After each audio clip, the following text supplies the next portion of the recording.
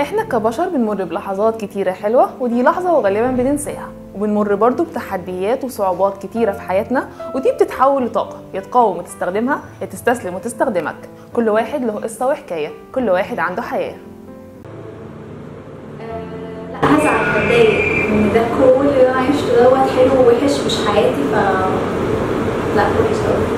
شعور مش هيكون لطيف ان انا اتعودت على حياتي، اتعودت على الناس اللي معايا، المجهود اللي انا عملته ده كله، فان انا ابدا من اول وجديد دي صعبه. تاني حاجه انا اتمنى انها تتغير للافضل لكن مش هتختفي.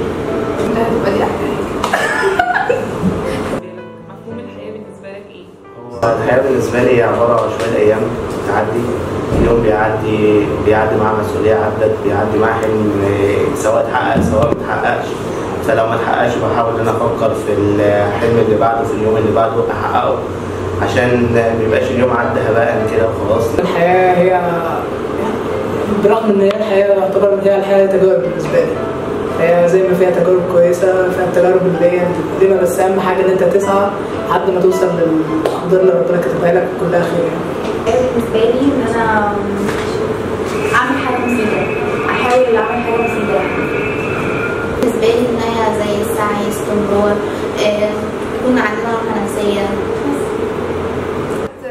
اي حاجة، اشخاص بقى، حاجات بتعمليها. اهلي، صحابي واهلي هما التلاتة. الناس اللي حواليا لما كان في ناس مش كويسة في حياتي فحسيت ان انا مش عايز اعيش، فلما حصل العكس ان انا شفت بقى الناس كويسة في حياتي فحسيت ان هم ده خلاص، ده هم النعمة بالنسبة لي.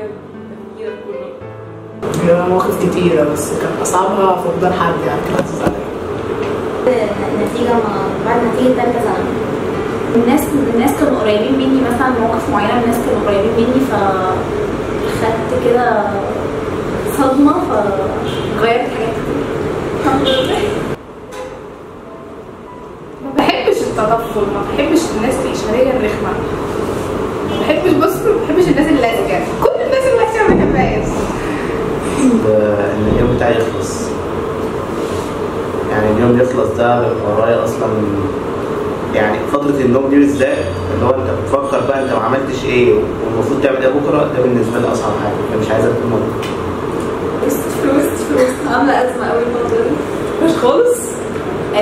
بتحرك هي اللي بتحرك البني ادم، يعني حاساها هي اللي بتحرك البني ادم، يعني مش المفروض انها تبقى كده اصلا. انا كنت سابعه فانها ثانويه. فشل ثم نجاح، مفيش نجاح ثم نجاح، لو نجاح ثم نجاح هتقع يعني هتقع، فلازم تفشل عشان تبني. تجارب. رضا ربنا علينا بس.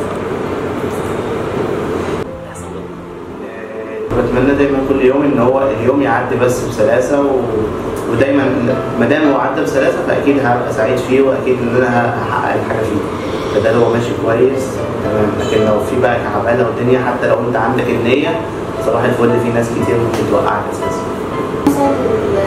الاهداف بتاعتي الحاجه اللي انا بسعى ليها اوصل لها بالاخر، احققها، ما يبقاش سعي ما فرقش اي حد